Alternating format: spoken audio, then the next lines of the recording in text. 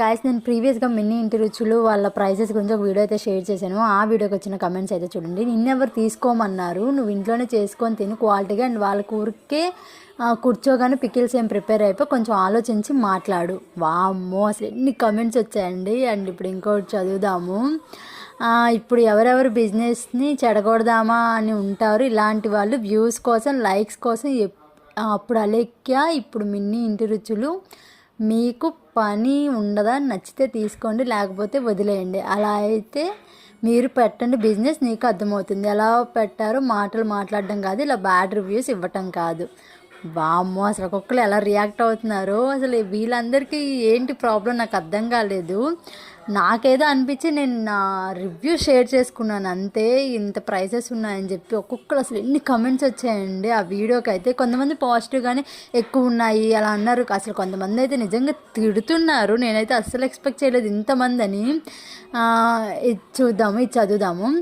మీరు ఇలా మాట్లాడుతున్నారు కదా, 1/2 kg టమాటోస్ తెచ్చి పికిల్ పెట్టి ప్రతి రూపీస్ కౌంట్ చేయండి, అప్పుడు మీకు కాస్ట్ తెలుస్తుంది. గ్యాస్ చేసిన వాళ్ళకి పెయిడ్ కవర్స్ మొత్తం ఎంత కాస్ట్ అవుతుంది. ఇలా వీడియో తీసి పెట్టడం చాలా ఈజీ, సో మీరు జడ్జ్ చేయొద్దు. వామ్మో అసలు నేనైతే ఎక్స్పెక్ట్ చేయలేదు ఇంతలాగా.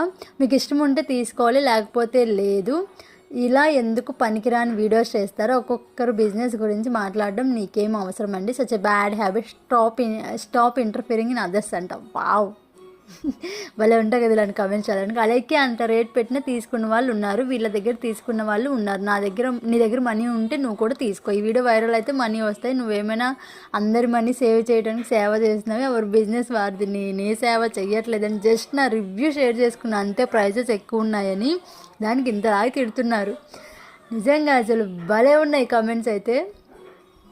ఆ రేట్కి చికెన్ వస్తుంది అంటున్నారు, కరెక్ట్. బట్ అది ప్రిపేర్ చేయడానికి పౌడర్స్, ఆయిల్ ఎక్సెట్రా ఖర్చు అవ్వదా? మళ్ళీ వాళ్ళ వర్కర్స్కి శాలరీస్ ఇవ్వద్దా? ఏంటండి మీ రేట్ ఎక్కువ అయితే ఇంట్లో చేసుకోండి.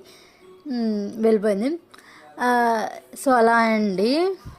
మనం రివ్యూస్ ఇచ్చుకున్నా సరే తిట్టేవాళ్ళు బోల్డ్ మంది. నోటుకు వచ్చినట్టు చెప్తున్నావు, 3 క్యాన్ చూసి మాట్లాడిన వెబ్సైట్లో చాలా క్లియర్గా ఉన్నాయి కానీ నీకు అర్థం కాలేదు. టేస్ట్ చూసి అప్పుడు మాట్లాడండి. వీళ్ళ డెలివరీ ఛార్జెస్ నార్మల్గానే ఉన్నాయి. అలాగే చిట్టి పికిల్స్కి వీళ్ళకి చాలా డిఫరెన్స్ ఉంటుంది. వీళ్ళ టేస్ట్ బాగుంటుంది.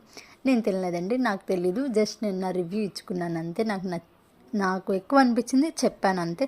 మీకు నచ్చితే తీసుకోండి, నాకు నచ్చితే నేను తీసుకుంటాను అంతే. ఇంత పెద్దవి పెట్టాల్సిన అవసరం అయితే అస్సలు లేదు. అయినా సరే మీ కమెంట్స్ నేను యాక్సెప్ట్ చేస్తాను. ఎవరిష్టం వాళ్ళది. బాయ్.